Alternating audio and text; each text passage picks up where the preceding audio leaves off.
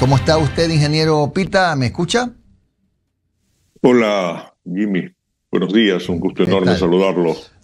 Estamos junto con Gustavo Espinosa. Le agradecemos a usted también por estos minutos de su tiempo. Ingeniero Pita, ¿qué le parece a usted lo que se está planteando, es decir, las reformas al Código de la Democracia? Entre ellas, la reforma que en este momento está en la mesa es el cambio del método de Webster a de Hont. Es, por supuesto, un proyecto, pero ¿qué opina usted que tiene tantos años de experiencia en la materia? Bien, permítame saludarlo a Gustavo inicialmente. Había omitido tal. Gustavo, ¿qué tal? Buenos días. ¿Qué Y tal, ingeniero? ¿Cómo ha pasado? Un gusto poder conversar con usted. igual. Bien, tenemos que precisar que el Código de la Democracia fue aprobado originalmente en el 2009 y a partir de esa fecha se han hecho 11 reformas y la última fue en enero del 2023. Este código de la democracia viene siendo ajustado y tengo que decirlo, mucho me temo que en gran cantidad de las reformas que se le van implementando se ajustan más a los intereses y conveniencias de las fuerzas políticas que priman en un momento dado, tienen más peso político dentro de la Asamblea Nacional y van ajustando ciertas circunstancias de acuerdo a sus intereses y conveniencias, como he mencionado. Y no se ha hecho una revisión integral de este cuerpo legal que necesita ser revisado en muchos aspectos. En este caso, la pregunta planteada respecto al sistema de distribución de escaños también es un asunto que ha sido siempre visto como necesario irlo reformando de acuerdo al peso electoral que las organizaciones políticas tienen y en un momento dado que les conviene. Hay que establecer la diferencia para que la ciudadanía entienda. El método de Webster, que es el que está vigente, distribuye las candidaturas en función de las elecciones, de las votaciones que tiene una organización política, dividiendo estas para números primos, 1, 3, 5, 7. Esto implica que hay una mejor distribución, una más amplia distribución, ¿verdad?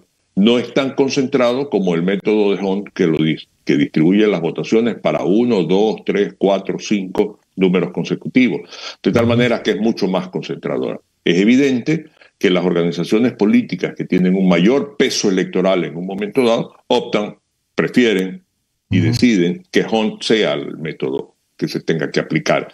Mientras que cuando la Asamblea ha estado conformada con más organizaciones políticas, en la mejor distribución en un momento dado de organizaciones políticas, pues estas optan por esta Claro, alternativa que les permitiría alcanzar un curul, un puesto de concejal, un puesto de asambleísta en un momento dado. claro. Ahora, ingeniero Pita, está clarísima la diferencia, pero igual estamos viviendo un bipartidismo, ¿verdad? Naturalmente usted ve que los dos partidos hegemónicos, que son ADN y IRC, se están poniendo de acuerdo y seguramente esa norma se va a aprobar. La pregunta es, ¿qué tendrían que hacer los otros partidos, movimientos más pequeños, con menor representación, para no quedarse abajo de la camioneta, pues? Bueno, no pueden hacer nada. Simplemente tienen que mejorar sus estructuras políticas, tienen que Exactamente. mejorar su gestión política, tienen que hacer vida política, porque ese es uno de los problemas que tiene la gestión política en este país, ¿verdad? Es una gestión transitoria que solamente se hace presente en épocas de elecciones.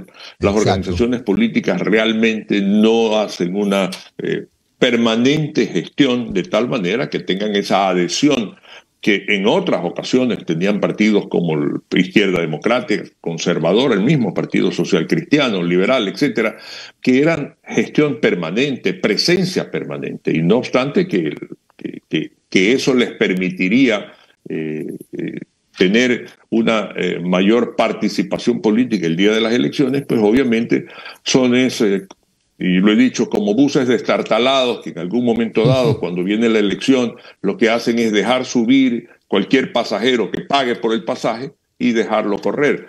Por otro lado, hay una norma que está vigente, que no ha sido revisada, que Ya. establece que varias organizaciones políticas que se juntan, Ujú. el porcentaje de votación que obtiene esa unidad, ese conjunto, se le Ujú. asigna a cada partido político, a cada movimiento político, el mismo porcentaje. Y si obtienen una candidatura, se le asigna esa candidatura a cada una de las organizaciones políticas como gestión individualizada. Esto no permite que en un momento dado se pueda aplicar la norma respecto a que si no tienen una votación mínima o un número mínimo de candidaturas puedan ser eliminados y siguen sobreviviendo. Claro, De tal claro. manera que se van pegando estas organizaciones pequeñas a una organización grande y bajo ese paraguas pues siguen sobreviviendo. Y por eso seguimos teniendo 260 organizaciones políticas. Claro, que Esto no deja se de ser revisa. no deja de ser una barbaridad. Ahora bien, ¿cuáles serían sus sugerencias, ingeniero Pita, para introducirlas o para debatirlas en estas reformas? Hay muchas. Nosotros como Consejo Nacional Electoral, en conjunto e individualmente, hicimos muchas recomendaciones para este debate, para estas reformas. Y esta, por ejemplo, que acabo de proponer, era eliminar esta. Hay una norma que establece que las organizaciones políticas que no tienen una votación específica tienen que devolver el fondo partidario que ha sido el fondo, pero tampoco se toca y está tan mal redactado que no se establece quién es el responsable. La construcción del padrón electoral con datos biométricos permitiría que la mejor identificación de los electores, de tal manera que sea posible que no sea posible en algún momento dado que existan adulteraciones o duplicidad de electores. No, la biometría me parece, ingeniero, perdón. sí, no, me parece muy interesante esto de la biometría, para que los ciudadanos entiendan, es con las huellas digitales, ¿no? Ahí no hay ahí no hay forma de sacarle la vuelta. Así es.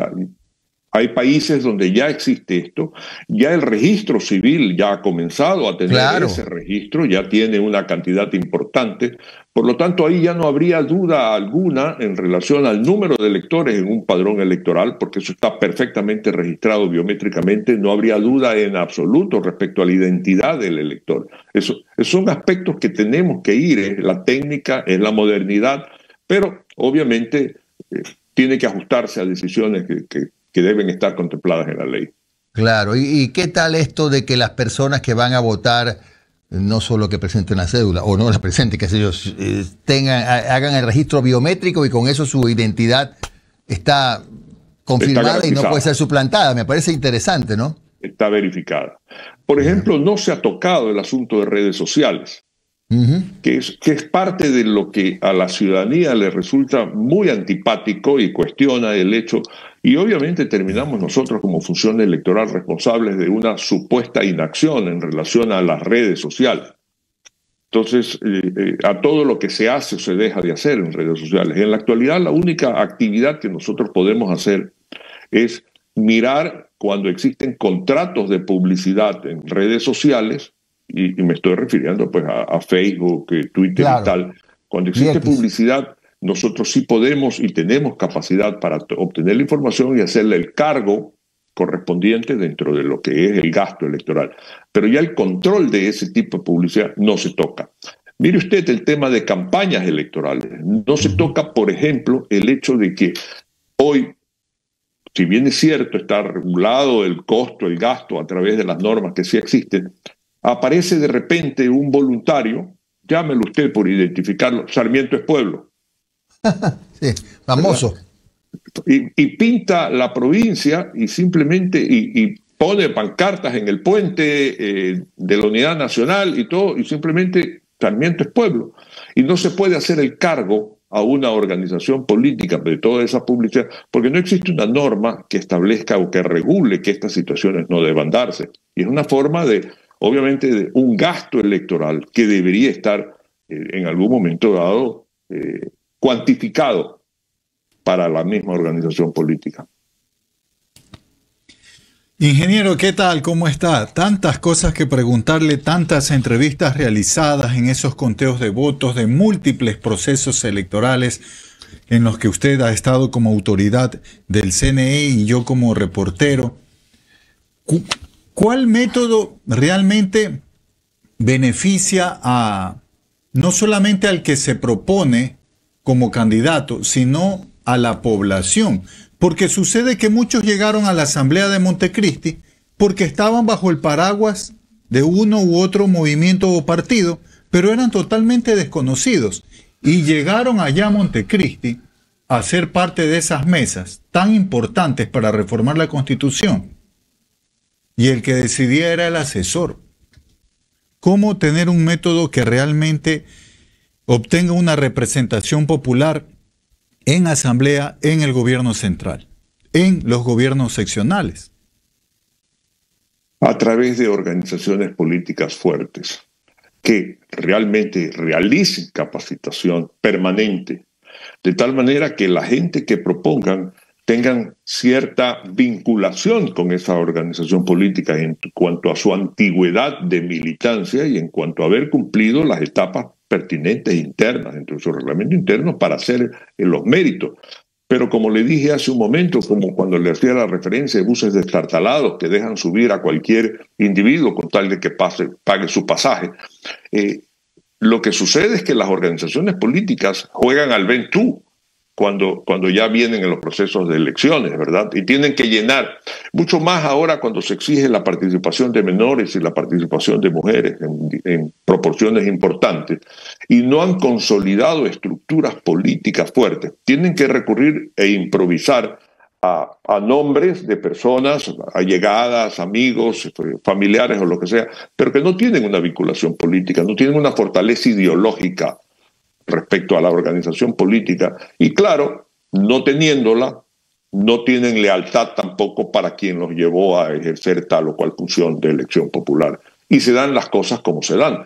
Y en la primera circunstancia, obviamente, no quiero mencionar que sea el mejor postor, pero sí, de acuerdo a conveniencias o intereses muy particulares, obviamente cogen un camino diferente al que tuvo cuando fue elegido.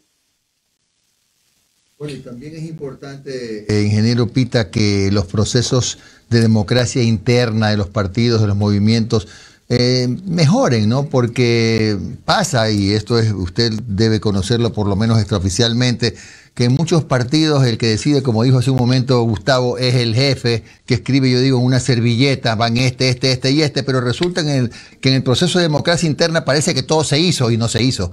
Ahí hay un trabajo adicional del control de las autoridades electorales. Es que, Jimmy, termina exactamente lo que usted acaba de decir, responsabilidad de las autoridades electorales. Correcto, pero correcto. Al final del día, nosotros lo que hacemos es aplicar la ley, y la ley es muy clara respecto a forma que las organizaciones políticas pueden elegir sus candidatos, asambleas abiertas, de tal manera que cualquier ciudadano, afiliado o no, pueda ir y manifestarse por una candidatura. Asambleas cerradas por parte de la misma organización política en cuanto a sus militantes. Y por supuesto también está la alternativa que la directiva de la organización política sea la que elija, de tal manera que en su gran cantidad es la tercera la que se aplica y en algunas ocasiones la segunda, pero controlando estas asambleas.